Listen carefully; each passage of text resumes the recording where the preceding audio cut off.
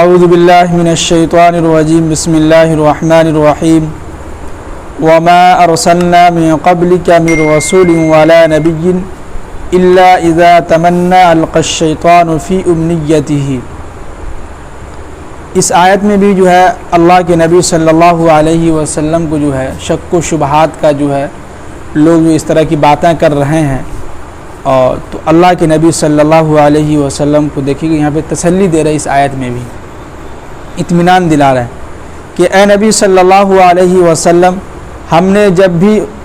رسولوں کو یا نبیوں کو کسی قوم کے اندر بھیجا ہے تو اس قوم کے اوپر جب بھی جو ہے قرآن پاک کی یعنی اللہ کی وحدانیت، جب اللہ کا کلام ان کے سامنے تلاوت کیا جاتا تھا تو یہ لوگ کیا کرتے تھے کہ الا اذا تمنى القى الشیطان، یہ لوگ سننے کے ساتھ ساتھ شیطان جو ہے ان کے جو ہے بیچ میں جو ہے رکاوٹ ڈال دیتا تھا۔ جیسے ہی اللہ کے نبی کلام سناتے تھے تو ان کے لوگ جو سنتے تھے تو ساتھ میں شیطان جو ہے ان کے دلوں پر یا اس کے کانوں پر کیا کرتا، رکاوٹ ڈال دیتا تھا، شک و شبہات اس کے دلوں کے اندر پیدا ہو جاتا تھا، یہ کہ کلام جھوٹا کلام ہے، یہ غلط کہہ رہا ہے، یہ یہاں پہ ہے۔ اس لیے کہ اللہ کے نبی صلی اللہ علیہ وسلم جب بھی کفار و مشرکین کے سامنے قرآن پاک کی تلاوت ہوتی تھی، اللہ کے نبی جو ہے کفار و مشرکین کے سامنے اللہ کا کلام سناتا تھا تو کفار و مشرکین بھی ایسے ہی ہلہ گلہ کرتے تھے، قرآن کو صحیح سے سنتے نہیں تھے۔ تو اسی پر قرآن نے ایک دو جگہ جو ہے نازل بھی قرآن کی آیت کہ اے نبی صلی اللہ علیہ وسلم، آپ لوگوں سے کہیے کہ جب بھی قرآن پاک کی تلاوت ہو تو خاموش ہو جائے اور خاموشی سے سنیں، غور سے اس کو سنیں۔ تو اللہ کے نبی صلی اللہ علیہ وسلم کا بھی ساتھ یہی حال ہوتا تھا، تو اس پہ اللہ کے نبی صلی اللہ علیہ وسلم گھبرا جاتے تھے، پریشان ہو جاتے تھے۔ تو وہاں پہ اللہ کے نبی صلی اللہ علیہ وسلم کو تسلی دے رہے ہیں کہ آپ گھبرائیے نہیں۔ اس سے پہلے جو نبی تھے ان کے سامنے بھی جو وہ نبی جو ہے اپنے قوم کے سامنے بھی جو ہے کلام جب پڑھ کے سناتا تھا تو یہ لوگ بھی کیا کرتے تھے کہ سننے کے ساتھ شیطان ان کے ساتھ جو ہے ان کے دلوں کے اندر وسوسہ ڈال دیتا تھا، ان کے دلوں کے اندر بیچ میں رکاوٹ ڈال دیتا تھا۔ آگے فرمائیں کہ فَيَنْسَخُ اللَّهُ مَا يُلْقِي الشَّيْطَانُ، اور شیطان جیسے ہی رکاوٹ ڈالتا تھا تو فَيَنْسَخُ اللَّهُ، اللہ تعالیٰ ان کے رکاوٹ کو دور کر دیتا تھا، ختم کر دیتا تھا۔ اور ثُمَّ يُحْكِمُ اللَّهُ آيَاتِهِ، اور اللہ کی آیت میں مضبوطی آ جاتی تھی، اللہ کی آیت میں لوگ جب سنتے تھے تو دل ان کا سہم جاتا تھا۔ تو جب بھی جو ہے قرآن پاک کی تلاوت ہوتی تھی یا پہلے کے جو لوگ نبی جو تھے جو اپنے قوم کے سامنے کلام اللہ کا تلاوت کرتے تھے تو لوگ جو ہے ایسے ہی کرتے تھے، ان کے دلوں کے اندر شیطان وسوسہ ڈالتا تھا، شک و شبہات ڈالتا تھا، غلط باتیں ڈالتا تھا۔ تو اللہ کی جو کریں کہ فَيَنْسَخُ اللَّهُ، تو ہم نے ان کی رکاوٹ کو جو ہے غلط کر دیا، ختم کر دیا، شیطانوں کو بھگا دیا۔ اور ثُمَّ يُحْكِمُ اللَّهُ آيَاتِهِ، اور اللہ کی آیت کو ہم نے کیا کیا، یعنی مضبوطی سے جو لوگوں کے سامنے سنایا تو لوگ سنے، غور سے تھم سا گئے۔ جیسے کہ اگر قرآن پاک کی تلاوت ابھی ہو رہی تفسیر، ہم لوگ غور سے سن رہے ہیں، جیسے نماز میں کے اندر امام صاحب جب قرات کرتے تھے اللہ نے ہمارے نبی نے حکم دیا ہے کہ غور سے سنیے،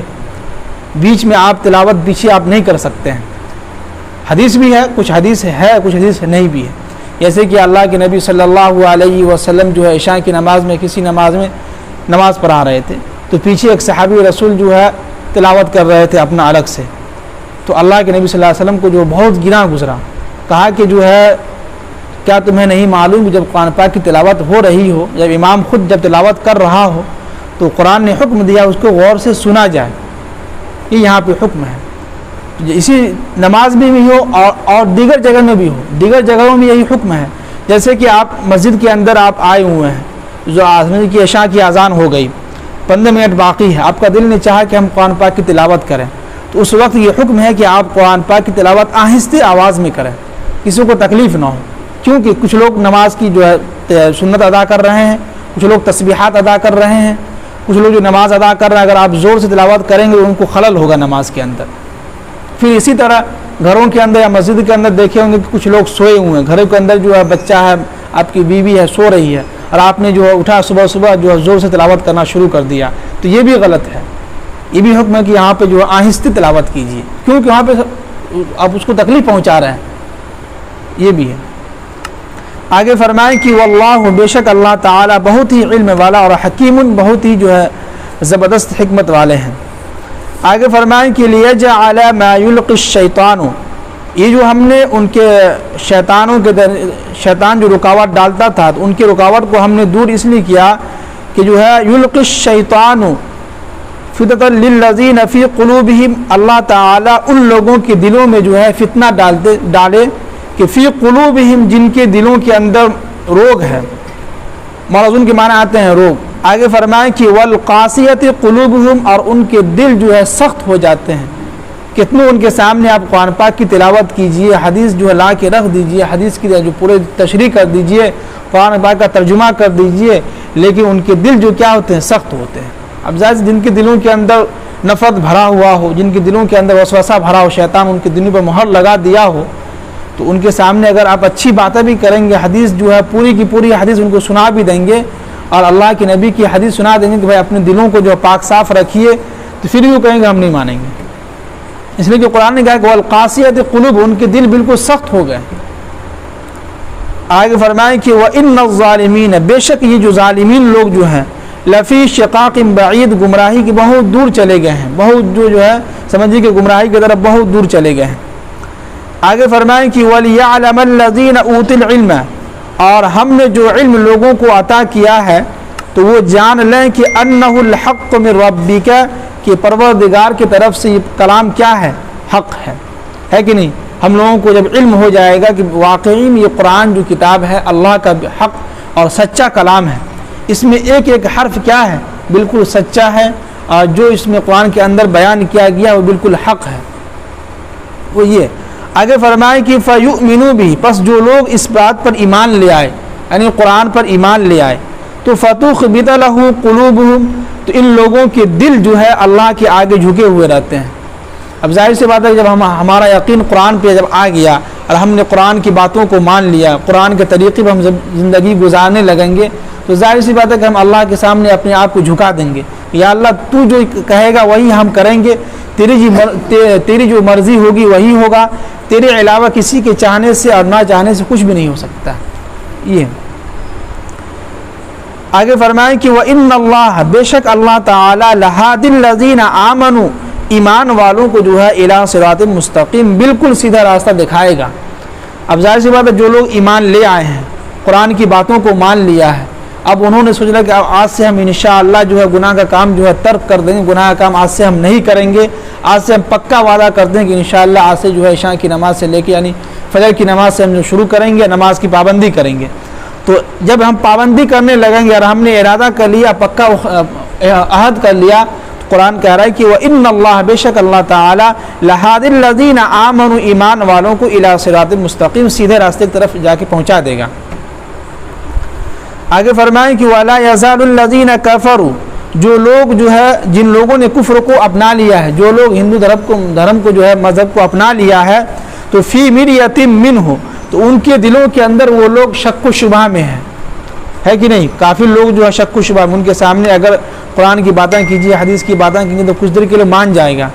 ان کے پھر اس کے دل میں جو ہے شیطان وسوسہ ڈالے گا، جھوٹ بول رہا ہے، غلط بول رہا ہے، اس لیے کہ ان کے دلوں کے اوپر مہر لگا دیا گیا ہے۔ تو کچھ دیر جو سنے گا آپ کی باتوں کو، جب آپ قرآن حدیث کی بات کریں گے تو وہ سنے گا، لیکن دل کے اندر جو شیطان اس کو وسوسہ ڈالے گا، غلط بول رہا ہے یہ، تو وہاں تو سن لے گا آپ کی بات، جب یہاں سے باہر جائے گا الگ ہوگا تو کہے گا ارے اس کے بعد ایسے ہی سن لیا، ہٹاؤ اس کو، ایسے ہی بولتے رہتا ہے۔ تو یہی ہے کہ وَلَا يَزَالُ الَّذِينَ كَفَرُوا، جن لوگوں نے کفر کو اپنا لیا ہے تو فِي مِرْيَةٍ مِّنْهُ، ان کے دلوں کے اندر شک و شبہ ہوتا رہتا ہے، شک و شبہ میں پڑا رہتا ہے وہ، حتیٰ یہاں تک کہ تَأْتِيَهُمُ السَّاعَةُ بَغْتَةً، یہاں تک کہ ان کے اوپر اچانک جو ہے عذاب آ جاتا ہے، قیامت جو ہے قائم ہو جاتا ہے، او یأتیہم، یا ان کے اوپر جو ہے عذاب یوم عقیم، ایسا عذاب آتا ہے جس کے اندر کوئی بھلائی نہیں ہوتی ہے۔ اب ظاہر سی بات جب قیامت جب آئے گا اس کے اوپر اچانک، یا اس کو اچانک موت آ جائے گی تو اس کے علاوہ تو کوئی مہلت اس کو ملے گی نہیں، موت آنے کے بعد جو ہے دوبارہ کسی کو زندگی ملے گی نہیں کہ بھائی کیا ہے ہم نے موت آ گئی ہے، ہم نے قبر کے اندر دیکھا کہ واقعی میں جو اللہ کا عذاب ہو رہا ہے، تو ہم نے جو اللہ سے دعا کی یا اللہ ہم کو دوبارہ جو دنیا کے اندر بھیج دیجئے، تو ایسا تو ہوگا نہیں کبھی، ہے کہ نہیں؟ جیسے کسی کہنے والوں نے کہا ہے کہ اگر اللہ تعالیٰ جو لوگ قبر کے اندر سوئے ہوئے ہیں اور اللہ تعالیٰ ان لوگوں کو مہلت دے دے ایک دن کے لیے